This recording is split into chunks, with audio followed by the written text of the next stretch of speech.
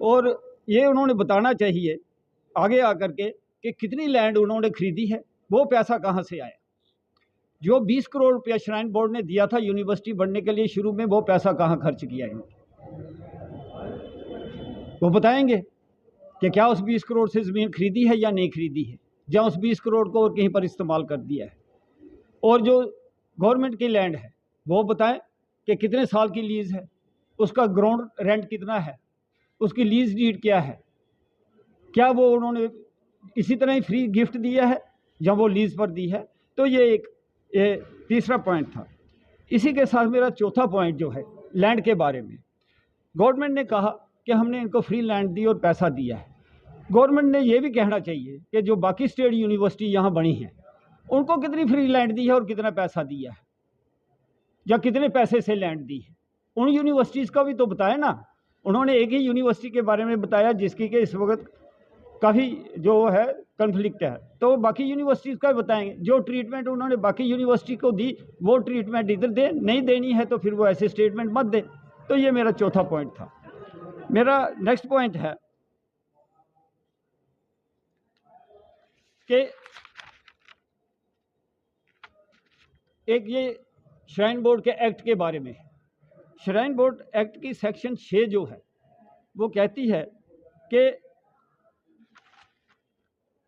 जो जितना भी हम काम करेंगे और जितना पैसा हमने डेप्यूटीज़ का इकट्ठा किया है वो जो है सिर्फ और सिर्फ जो वर्शिपर्स हैं और डिवोटीज़ हैं माता श्राइन बोर्ड के लिए, उसके लिए इस्तेमाल होगा। ये उसमें लिखा है। अगर उसकी स्पिरिट लेनी है तो इन्होंने श्राइन बोर्ड ने उसी स्पिरिट सेक्शन 6 के तहत इसको आगे इंस्टीट्यूशन चलाने चाहिए।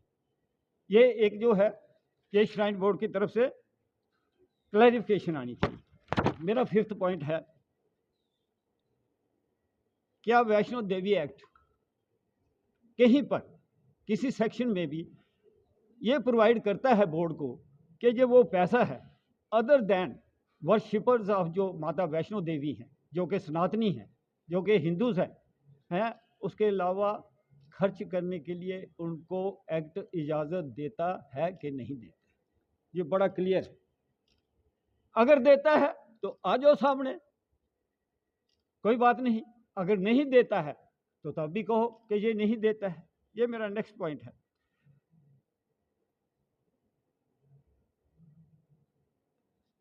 ये नेक्स्ट पॉइंट तो मैंने आगे कवर कर दिया कि ये सिर्फ वर्शिपर्स के लिए जो पैसा है ये डेवलपमेंट और इसके वेलफेयर के लिए इस्तेमाल होना है।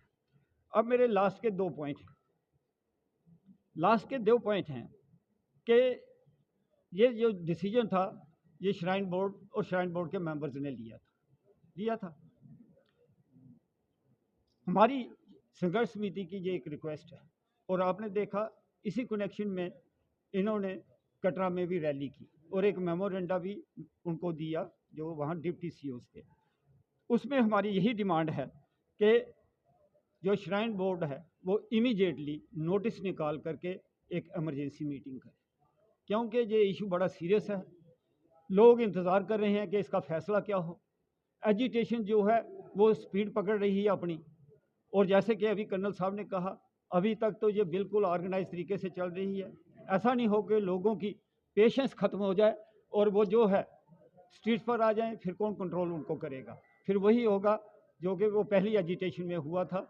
गवर्नमेंट प्रेशराइज करेगी और सिक्योरिटी फोर्स को करेगी कि इनको डंडा चलाओ या गोली चलाओ, कैजुअलिटीज़ हो जाएंगी। जिम्मेवार कौन होगा? श्राइन बोर्ड होगी, जहाँ से ये बीज जो है ना बोझा गया है। तो ये इन्होंने क्या करना चाहिए, इमीडिएटली नोटिस निकालना चाहिए और उसकी इमरजेंसी मीटिंग करनी चाहिए बोर्ड की। और उस बोर्ड में जो मैंने कहा कि डिसीजन लिया है उसको रिव्यू करें, और सिर्फ रिव्यू नहीं करें, उसमें जो करेक्शन करनी है। बोर्ड को पावर्स हैं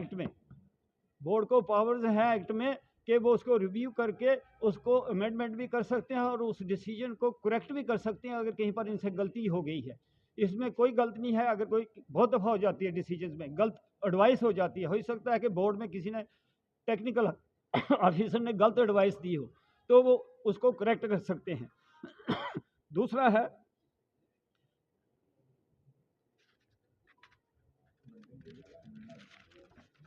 दूसरा जो लास्ट का पॉइंट है कि सुनने में आता है कि ये एडमिशन में काफ़ी धांधली हुई। अभी तो हम कहते हैं कि जी एक ग्रुप को ज़्यादा मिली, दूसरे ग्रुप को कम मिली। एक तो धांधली हुई है, दूसरा क्या है, कुछ लगता है कि इसके पीछे कोई कॉन्स्पायरेसी भी है। कॉन्स्पायरेसी क्या है कि जो जम्मू में कम्युनिटीज़ सारी, खासकर दो मेजर कम्युनिटीज़ जो एक हारमोनी में रहते हैं और इनका भाईचारा आज का नहीं है, इनका भाईचारा है तब से है जब से यहाँ पर शेर और बकरी पानी पीते थे। इस भाईचारे को तोड़ने की कोशिश की गई इस छोटी सी गलती के साथ। तो इसमें हमारा संघर्ष कमेटी की तरफ से एक ये भी रिक्वेस्ट है कि एक इंक्वायरी कमेटी इसकी सेटअप की जाए और उस इंक्वायरी कमेटी का जहाँ हाई कोर्ट या सुप्रीम कोर्ट का जज हो, जो देखे कि इस प्रोसेस जो हुआ ये एडमिशन की और क्यों जानबूझ करके ऐसी चीज़ की गई। क्योंकि ये सुनने में आता है कि एक दिन में नोटिस निकलता है, दूसरे दिन में काउंसलिंग होती है, तीसरे दिन में लिस्ट निकल जाती है। हालांकि इसमें काफ़ी टाइम लगता है। तो इसमें दूध का दूध और पानी का पानी जो है सामने आना चाहिए कि क्या ये जानबूझ करके किया गया, क्या इनको पता था कि एक ही कम्युनिटी के लोग ज़्यादा आ रहे हैं और ये लिस्ट जो है जल्दी से जल्दी आपके सवालों का जवाब देंगे, पहले हमारे एक और इम्पोर्टेंट बेनिफिट रहते हैं। अभी हमारे साथ में तुम्हें सारे ही पता है 2008 ਚ ਬੰਬ ਹਮਲੇ ਹੋਇਆ ਤੇ ਬਾਰ ਐਸੋਸੀਏਸ਼ਨ ਨੇ ਸ਼ਾਨਾ ਬਸ਼ਾਨਾ ਸਪੋਰਟ ਕੀਤੀ ਸੀ। ਅੱਜ ਦੀ ਡੇਟ 'ਚ ਮਾਤਾ ਵੈਸ਼ਨੋ ਦੇਵੀ ਸੰਘਰਸ਼ ਸਮਿਤੀ ਅਸ ਪੂਰੀ ਸਪੋਰਟ ਕਰਨੇ ਆ, 24/7 ਸਪੋਰਟ ਕਰਨੇ ਆ। ਮੈਨੂੰ ਲੱਗਦਾ ਕਿ ਸਾਡੀ ਸਟੇਟ ਗਵਰਨਮੈਂਟ ਤੇ ਸੈਂਟਰ ਗਵਰਨਮੈਂਟ ਸਹੀ ਸੁੱਤੀ ਦੀਆਂ ਨੇ ਤੇ ਇਹਨਾਂ ਠੰਡਾ ਪਾਣੀ ਮਾਰੀ ਨਾ ਤੇ ਜਗਾਣੇ ਪਾਉਣਾ। ਅੱਜ ਇੱਥੇ ਆਖਾ ਦੇ ਸਾਰੇ ਕਿ ਮਾਰੇ ਇੱਕ ਇਨਕੁਆਇਰੀ ਕਰੋ, ਇਹ ਕਰੋ, ਇਹ ਇਨਕੁਆਇਰੀ ਕਰਨ ਨਾਲ ਕੁਝ ਨਹੀਂ ਹੋਣਾ। ਕਰਨਲ ਸਾਹਿਬ ਤੁਸੀਂ ਆਦੇਸ਼ ਕਰੋ, ਫੌਜਾਂ ਤਿਆਰ ਬੈਠੀ ਦੀਆਂ ਨੇ, ਤੁਸੀਂ ਆदेश करो तो देखो कि काम होंगे। इतने बैठिए मीटिंग करके कुछ नहीं होना जे। एलजी एडमिनिस्ट्रेशन की तो पता कख नहीं है, वो सोचा था कुछ नहीं मजाक चला था, हाले उस लोगों का नाम ध्यान लिया था। उन्हें उसी हाले जम्मू डोगरे लोगों पता नहीं है कि जो डोगरे जो जागे ना तो फिर देखो क्या हालत होनी एलजी की। अस इयो आखने तुसें कि मतियां गल्लां इत्थे नहीं करनियां, तुस एक्शन नीति करो। बड़े दिन होई सानूं मीटिंगां करदे, एलजी मिलो, उत्थे मिलो, फलाने मिलो। लोग तुंदा आदेश का इंतजार कर रहे हैं, सारे ट्रेडर, सारे ट्रांसपोर्टर, वकील, आप सारी जिन्नी भी एसोसिएशन पूरे लखनपुर तो लिए बना तक तैयार बैठी दी हैं। तुस खाली एक आदेश करो तो तुस दिक्खो एलजी एडमिनिस्ट्रेशन कुत्थै जांदी है ते जेह्ड़ी स्टेट तुस आखदे गौरमेंट, स्टेट गौरमेंट दा है कुत्थै ओह् पता नहीं है नहीं है, उस पता नहीं है। ते मेन फोकस है एलजी एडमिनिस्ट्रेशन दा। ते अस एलजी साहब भी आखना चाहते हैं कि इस मसले जल्दी जल्दी हल करो। अस एह् नहीं चाहते कि जम्मू के डुग्गर लोग सड़कां बनान, हड़ताल करन जां कोई तोड़ फोड़ करन, और तोड़ फोड़ भी होनी है। अगर इन्हें साड़ी गल्लां नहीं मनियां तो तोड़ फोड़ होनी, अस इन्हें चेतावनी दिंदे आ, वार्निंग दिंदे आ, विदिन एक हफ्ते के अंदर अंदर इसी मसले की हल करन, नहीं तो फिर तुसें पता है होना केह् है। ते बम्ब हमले भी होया तो महाराज साहब की छुट्टी भी होई ही ते एह् असें माता वैष्णो देवी दी जेह्ड़ी संघर्ष समिति दी डिमांड्स न ओह् असें पूरियां करियै साह लैना, इ'यां ते साह हैनी लैना। जय माता दी। ट्रांसपोर्ट एसोसिएशन का सवाल है, तो उन्होंने हमें बिना किसी कंडीशन के समर्थन दिया है। ट्रांसपोर्ट एसोसिएशन होगी या जो भी बिजनेस ऑर्गेनाइजेशन है या अपनी जो वेयर हाउस की जो बिजनेस ऑर्गेनाइजेशन है, और उनकी डिमांड बिल्कुल जेन्युइन है, जस्टिफाइड है। मुझे आप एक बात बताइए, क्या प्रशासन को उनसे बात करने में भी कोई प्रॉब्लम है?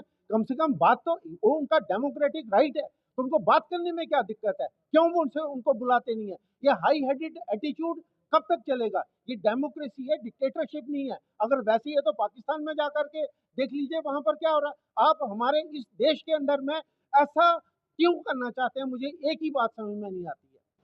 हो जाएगा उसके बाद जागना है या पहले भी उसमें भी कोई कॉन्स्टिट्यूशन अमेंडमेंट पड़ेगी? देखिए, आपने शायद मेरी स्टेटमेंट पे मैंने जो उसको फिर से दोहरा देता हूँ। मैंने बोला कि ये बात सिर्फ 50 मेडिकल सीट्स की नहीं है, ये श्राइन बोर्ड को अपना पूरा कॉन्स्टिट्यूशन उसको रीवैम्प करने की ज़रूरत है, उसको दोबारा री रिटर्न करने की ज़रूरत है। जो इनिशियल एक्ट बना था जिस समय, उसको इम्प्लीमेंट करने की ज़रूरत है। तो वो अगर एक बार होगा, और अगर हम चाहते हैं, क्योंकि 50 सीट्स का मैं दोहराऊंगा बात नहीं है, हमारी वो आस्था का केंद्र है, हमारा माता वैष्णो देवी श्राइन है, जहाँ पर हम सभी हिंदुस्तान के सभी सनातनी किसी ना किसी समय पर जाते रहेंगे।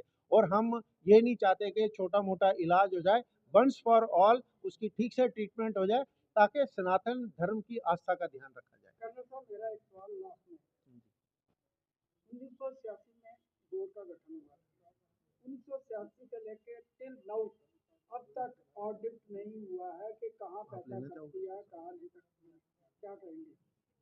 किसका ऑडिट नहीं हुआ है? श्राइन बोर्ड का जो भी पैसा चढ़ावा आता है इसका ऑडिट होना चाहिए। 86 से गठन हुआ बोर्ड का, टिल नाउ अब तक इसके ऊपर कोई ऑडिट नहीं हुआ कि पैसा कहाँ से, पारदर्शिता होनी चाहिए ना। ये श्राइन बोर्ड ही इसका जवाब दे सकता है, ये संघर्ष समिति नहीं दे सकती। ये बड़ा सवाल है। हाँ हाँ, आपका सवाल बिल्कुल सही है, पर ये सवाल जो है आपके लिए श्राइन बोर्ड को कर दिए, अपने माध्यम से कर दीजिए तो वो देंगे। देखिए हाँ, आपने हमारे हाँ, संज्ञान में ये हाँ, बात लाई लाई है, है। पहले तो उनसे सवाल पूछिए, अजय, अगर नहीं है जब हाँ। हम वार्ता के टेबल पे जाएंगे हाँ। तो आपकी तरह से हम ये सवाल उनको पक्का पूछेंगे, पूछेंगे। क्योंकि ये बिल्कुल कानून के तहत जो ऑडिट होने चाहिए, अगर ऑडिट नहीं होते हैं इसका मतलब ये है कि कुछ ना कुछ गड़बड़ है। हम भी तो उस कुछ ना कुछ गड़बड़ की तरफ ही इशारा कर रहे हैं। तो आपने बताया, आपका बहुत बहुत धन्यवाद इसके लिए।